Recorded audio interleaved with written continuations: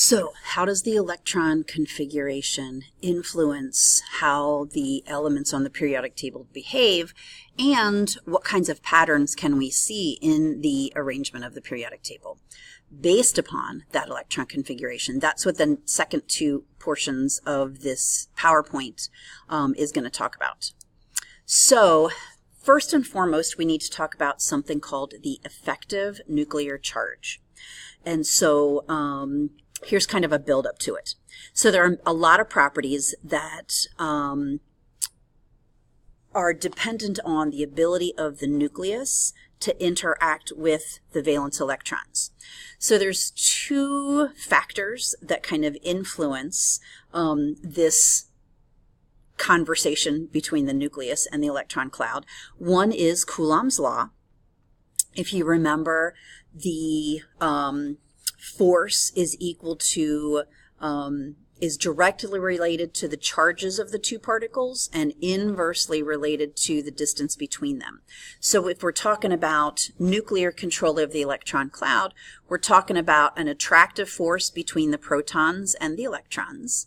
And as the atom gets bigger, this force is going to diminish because the valence electrons are moving further away. So with that idea in mind, as you go across a period, you are going to have an increase nuclear pull on the electrons because the electrons are going into the same principal energy level, but you have more protons and more electrons there, so it's kind of like a stronger magnetic pull. So the electrons that are there are getting more strongly influenced as you go across a period and add electrons to the same principal energy level. The force is going to decrease as you go down because you're putting more principal energy levels in the atom. So you go from lithium to sodium to potassium, you're adding level 2, 3, and then 4. So the valence shell is now much farther away distance-wise from the nucleus, so there's less of an influence. A second factor that's going to also influence this effective nuclear charge is the repulsion between electrons. So you have the valence electrons being shielded by the core electrons. So if your valence shell is the fourth principal energy level, the electrons in principal energy levels 1, 2, and 3 are going to be interfering with the nucleus's ability to interact with those valence electrons. But you also have the electrons within the valence shell repelling each other. So you've got all sorts of influence of electrons on each other going on. So those two factors are going to control what we refer to as the effective nuclear charge. First year we talked about it being the nuclear pull, or the ability of the nucleus to influence what goes on inside the valence shell. So effective nuclear charge is technically the proper term.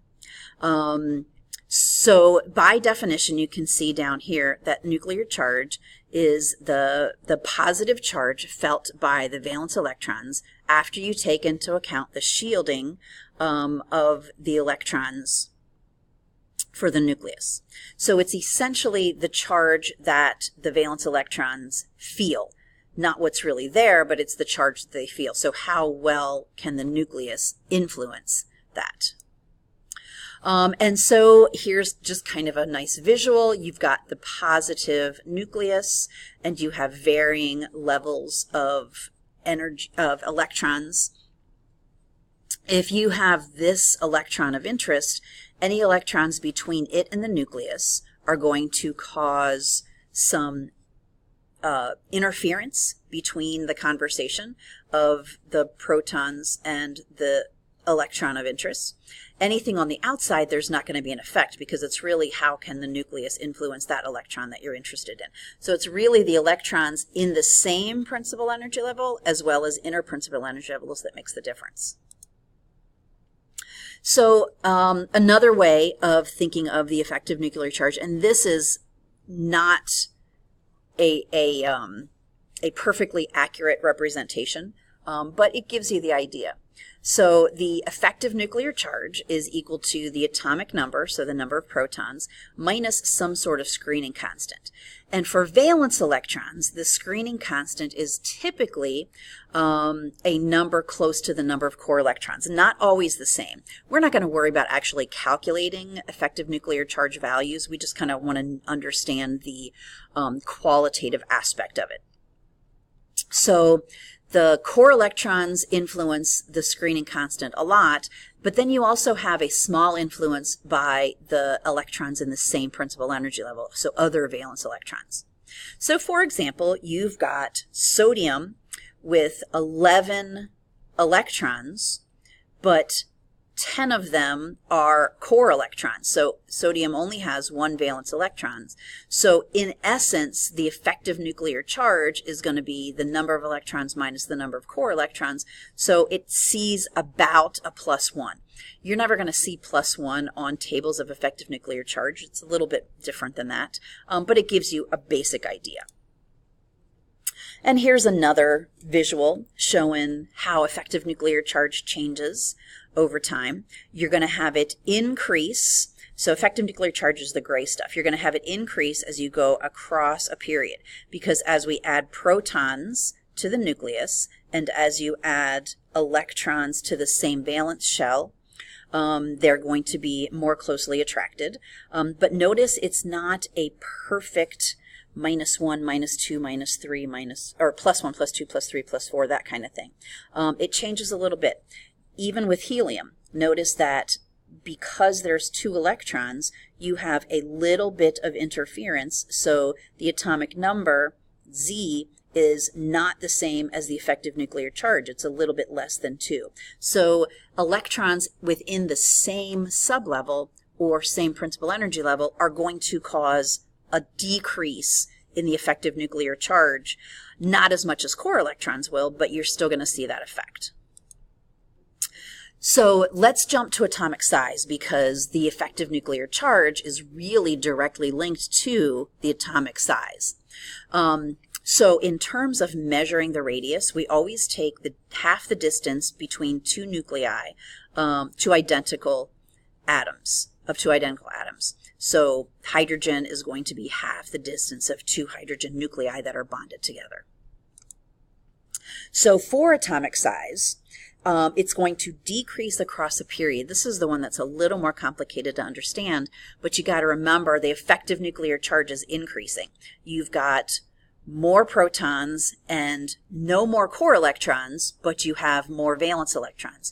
So those valence electrons are going to be pulled in much more tightly by the stronger positive nucleus as one moves across a period on the table. So size is getting a little bit smaller as you move across. As you move down, this one makes a lot more sense. You're adding electrons to another principal energy level, so it makes sense that the size of the atom is getting bigger. Here's a nice visual to show that. So then we need to turn the page a little bit and take a look at size in terms of ions. So cations, remember, you lose electrons. You remove electrons to make cations. So typically, what electrons are we losing? We're losing those valence electrons. So suddenly, we've lost an entire ring. So it makes sense that the size of the atom is smaller. But you can also think of it as the effective nuclear charge is now pulling in more so on those new valence electrons. There's fewer core electrons at this point, so the electrons in the new valence shell have a stronger pull by the nucleus. Anions, however, now you're adding electrons, so you're causing more electron to electron repulsion, so the effective nuclear charge is actually decreasing for an ion, so you wind up having a slightly larger size with anions. And again, here's some pictures that let you see that idea. Last idea in terms of size, we'll focus on isoelectronic things. And so here, if we take a look at 5 substances that all have the configuration 1s2, 2s2, 2p6, but they have a different number of protons in the nucleus. All the same number of electrons, but oxygen has many fewer protons than the rest, so oxygen's ability to pull electrons in is diminished. The effective nuclear charge is going down.